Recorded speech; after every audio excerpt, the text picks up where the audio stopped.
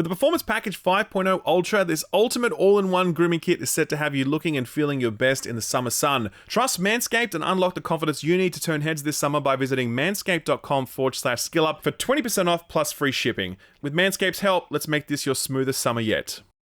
You guys remember Ashen?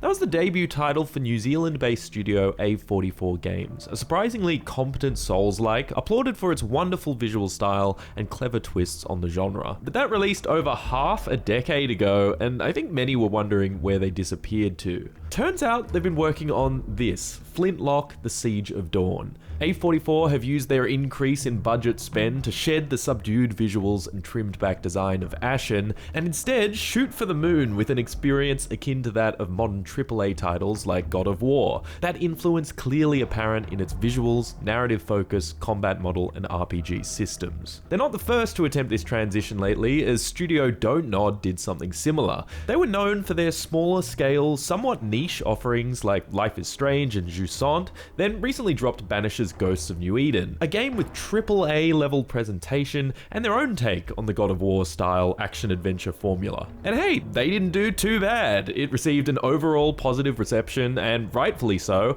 While I felt mixed due to its clunky combat, it did make up for that with its well-written characters, superb voice performances, compelling side quests, and impressive visuals. So, has A44's transition into this space paid off in the same way?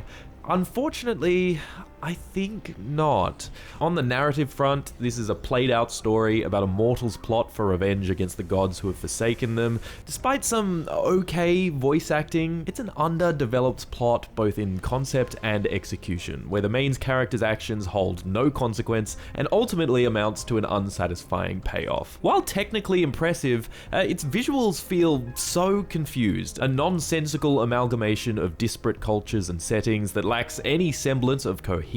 And then there's the combat and RPG systems, which are just okay. There are parts of it that are done well, but like the story, feels overall uninspired and underbaked. I really tried to like this game. I tried to find anything to latch onto, but in the end, I just couldn't find any part of this that would make me say, yeah, you should give this a shot. There's nothing here that stands out as offensively bad, but neither does it excel in any capacity. Like Icarus, I feel as though A44 flew too close to the sun. In reaching for higher aspirations, they seem to have lost hold of that focus, imagination, and vision that made their previous games so beloved. This game is just competent at the best of times, and at worst, disappointing.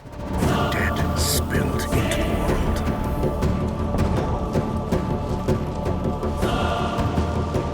No rest till dawn! No rest till dawn!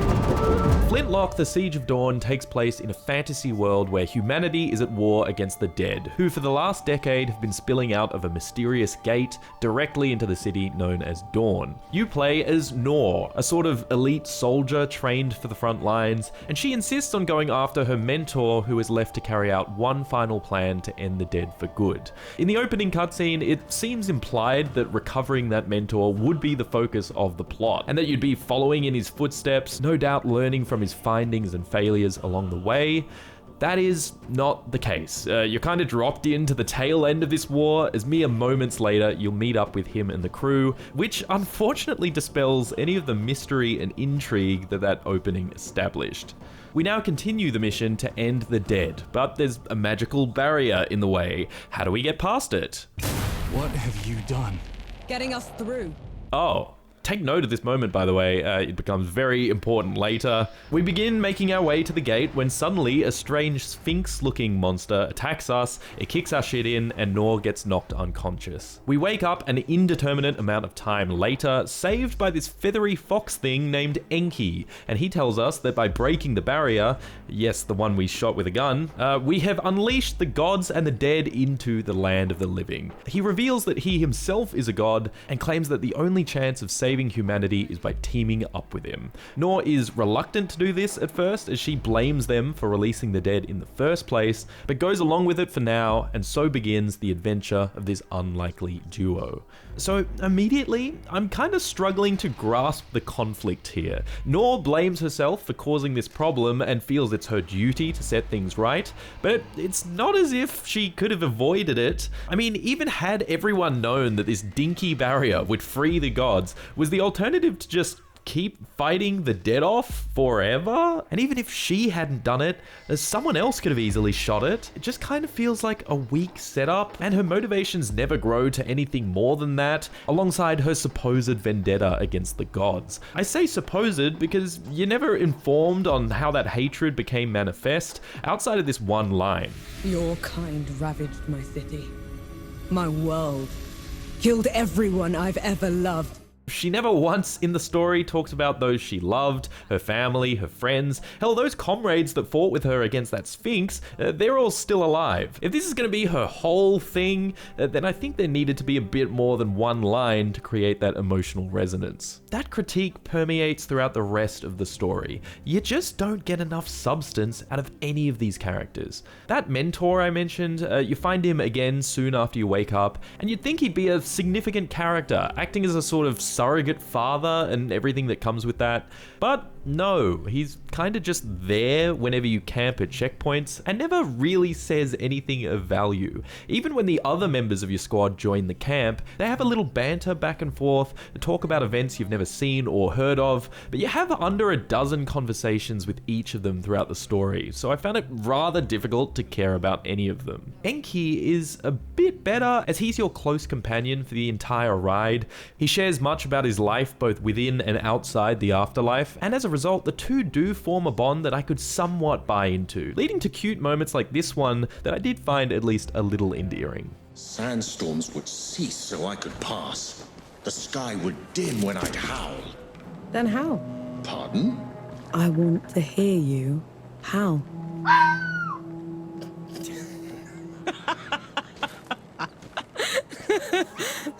But these moments are few. Likewise, there's only about half a dozen cutscenes in the entire game. Not every game needs them, of course, but I think a narrative-driven experience like this, where you want to get invested in these characters, it would have helped to have more expressive moments where you can focus on those interactions and get a proper read on who these characters are.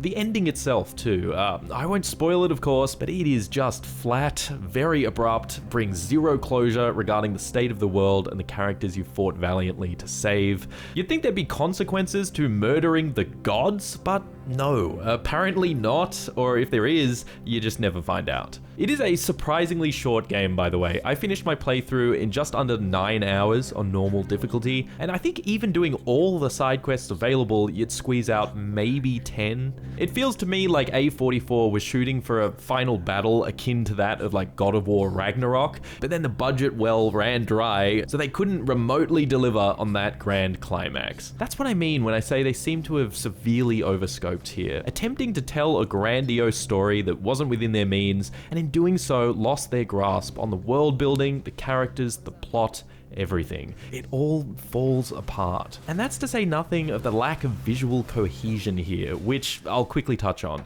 The trailers and gameplay are probably giving a lot of Forspoken, Atlas Fallen, Immortals of Avium energy. You know what I'm talking about. The strange mix of ancient ruins combined with gaudy gold metal plating and high-tech LEDs, GPU box art material basically.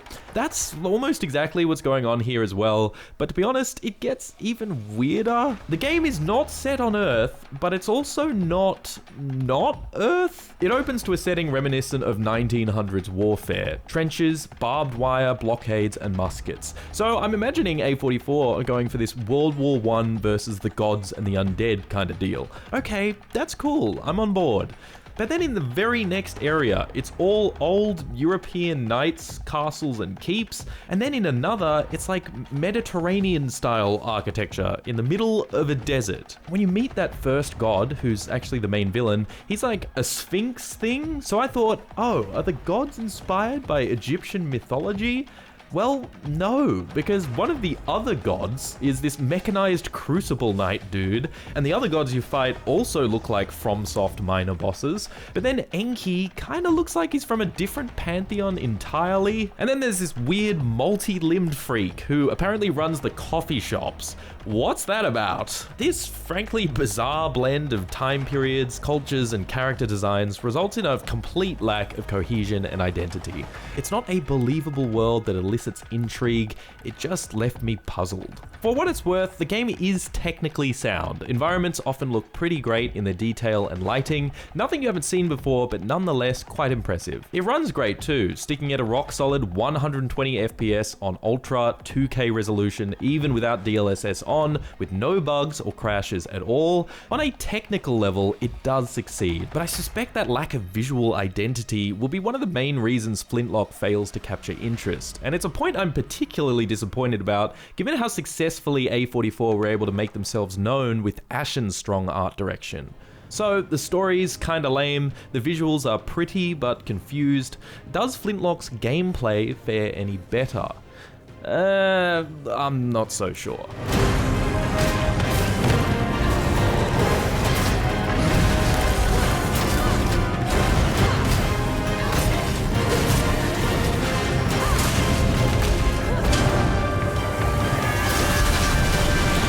Flintlock: The Siege of Dawn does contain some Souls-like elements, like losing all your currency/XP on death that you can then scoop back up from your body, and the frequent bonfire-style checkpoint system. Overall though, I'd say this game leans far closer to a traditional action-adventure game like God of War in the way it handles combat, difficulty, RPG systems, and world structure, but all to mixed results. First, let's talk about the combat, which, as stated in the intro, is best described as okay. It certainly isn't breaking any new ground, but what's there is sound. There's a basic loop of light attacks, blocks, parries, and dodges. There's a skill tree, which enables you to lean more into specific combat styles you enjoy, one focused on melee, one on ranged, one on Enki's magic stuff. The key mechanic here is that pretty much every enemy can be briefly stunned by quickly firing your Flintlock during their attack, and some attacks can only be countered this way. It's kind of similar to the gun parry in Bloodborne, granted without the big follow-up execution, but it does still feel satisfying to pull off. You restore ammo for the Flintlock from consecutive attacks, so you're encouraged to play the aggressive and weave those counter shots in the heat of combat. That results in a fundamentally solid combat loop. The synergy between melee and ranged works, and it rewards fast reflexes while still being quite forgiving. Even on normal difficulty, enemies deal a lot of damage. I mean, even minor enemies can basically 3-shot you, but the timing on this counter is so generous that they'll scarcely get in a hit once you've come to grips with this mechanic. In fact, I'd say it's almost too forgiving. I mean, the few bosses present here became a complete joke once I realized that I could just mash the attack button and fire off a shot occasionally, leaving them cowering at the edge of the arena as I beat the shit out of them.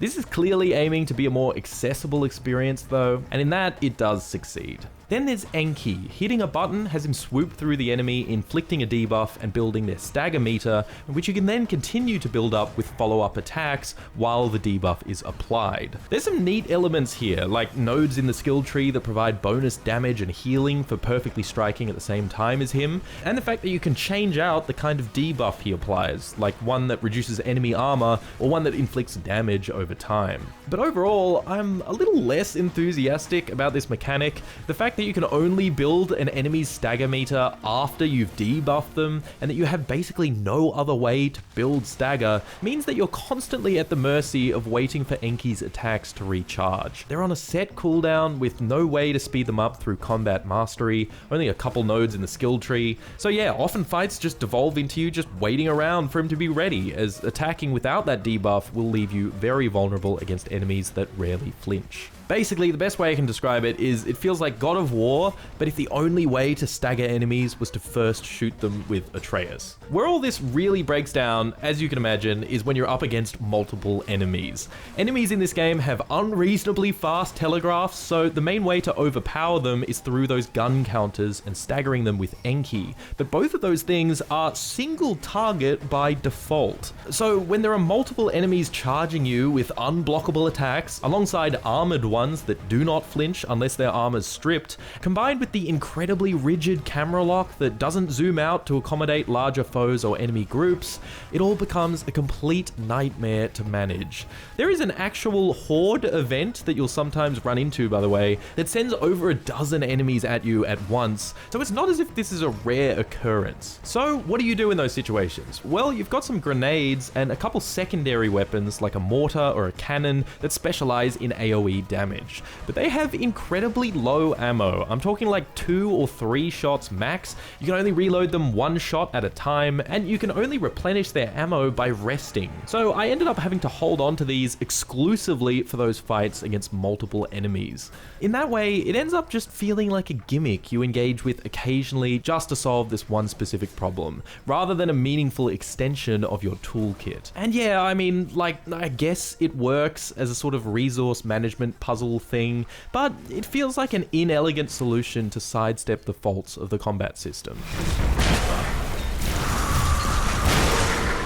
Like the combat, the level structure will also feel familiar if you've played God of War and the like. You'll follow a golden path hopping between semi-linear zones that contain a small number of side quests and bonus activities. Where Flintlock stands out a little from its contemporaries is in its verticality. You've got a number of traversal tools, like using your gunpowder to propel you into double jumps and jump dashes. Very handy for leaping across large gaps, and it looks stylish too.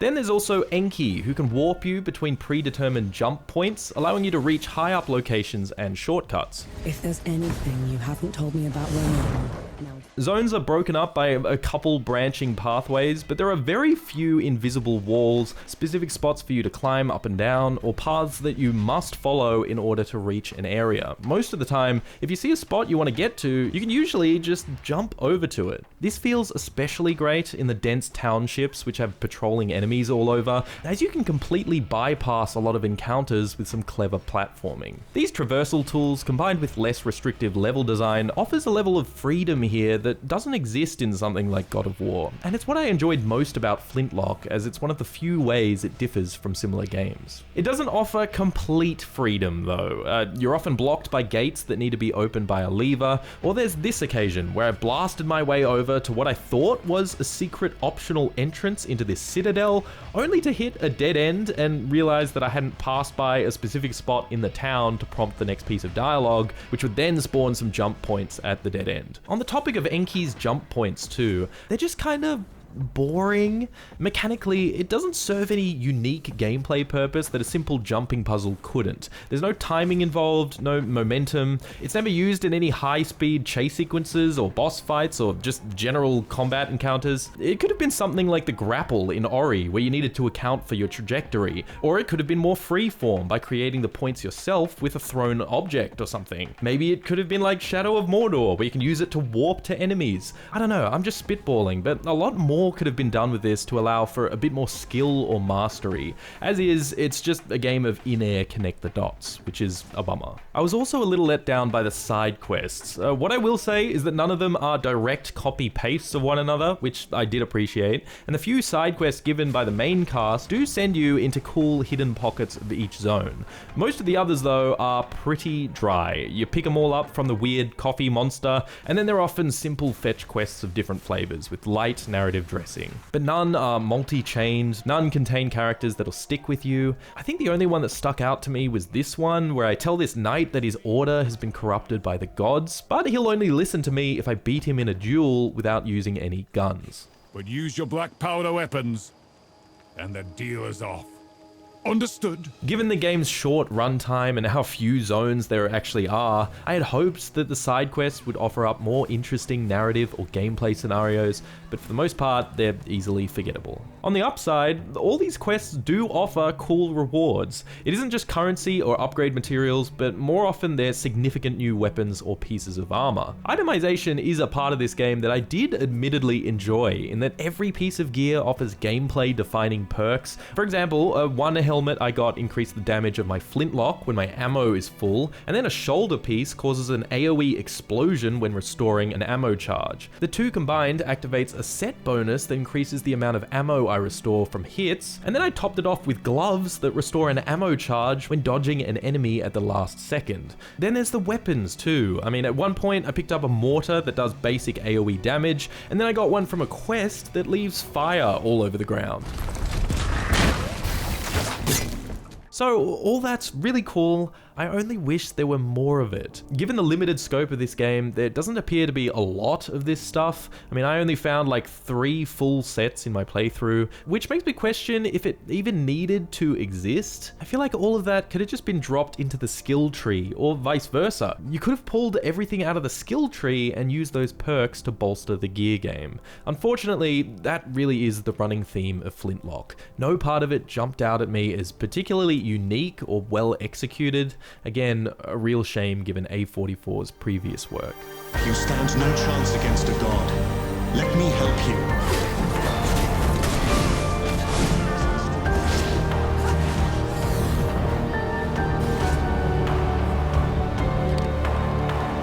It appears to me that A44 have aspired to make a game with the scale and scope of a AAA game like God of War, but were only able to make it halfway in delivering everything that entails. The combat is, on the surface, fine, but when even slightly pushed beyond its limits, you'll quickly feel its components buckle under the pressure. The RPG systems that exist here, they're great, but it lacks the meat to justify itself as anything other than an appetizer. The world is nicely rendered and technically solid, but fails to find a cohesive visual style, and the story doesn't even come close to delivering on the epic adventure it presents itself as in the trailers. Over the course of playing and writing this, I was on the fence about whether or not I should label this as a do not recommend or as just review. There were definitely times in this game when leaping across rooftops to evade enemy packs or slow panning across a pretty vista where I thought, maybe this isn't so bad. I mean, it's a discounted title at $40 USD, but I think given that price point, many will be disappointed with the fact that you can finish this within a full day. Notably though, it's also available day one on Game Pass. That's where I expect most people will look to try it, and in that case, all you've got to lose is time. So what it came down to is this. If a friend of mine came up to me and said, "Hey, I've got Game Pass, should I play this?" I'd probably tell them no.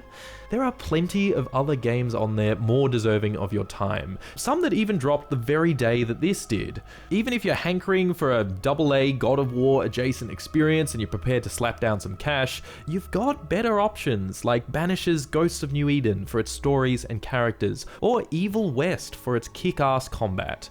It appears to me that A44 bit off more than they could chew here, but even with more time or manpower, what Flintlock lacks above all is vision. And I know that's kind of a loaded critique, like by what metric do you measure vision? It's something difficult to describe, but you can just feel it when all of the game's colors and strokes are used with purpose to create a work of art. It doesn't need to be a masterpiece or even a good work of art, but you can at least appreciate the artistry when something's been made with imagination and intent. I do not feel that here with Flintlock: The Siege of Dawn. It's a real shame because we know that A44 have the capacity to deliver something that is inspired and beautiful, but this is far from their best piece, and for that reason, I do not recommend it.